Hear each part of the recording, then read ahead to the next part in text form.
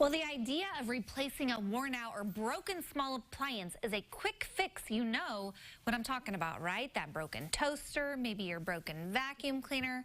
But in today's Angie's List report, we learned that repair shops still exist and they can save you some serious money.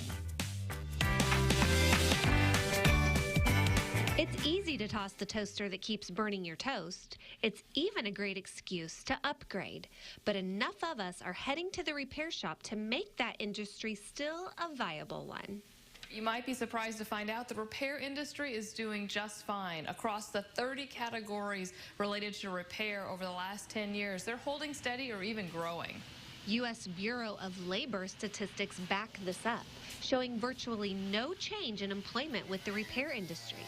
And Angie's List records indicate a steady stream of repair jobs for things like gas grills and musical instruments.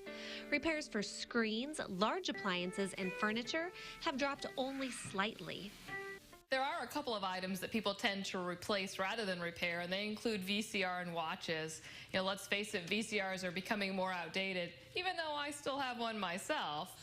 Watches still get repaired periodically, but not as much as they did 10 years ago.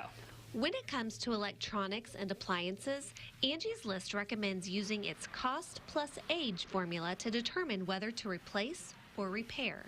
Replace any item if the repair will cost more than half the price of buying a new one, and if it's nearing the end of its useful life. Apply similar logic to expensive clothing and jewelry. If the consumer made an initial investment in that was pretty large, you know, let's say in a refrigerator, and they can get it fixed for a couple $100s, they may opt to repair. Worried you can't find a repairman or woman? Don't be.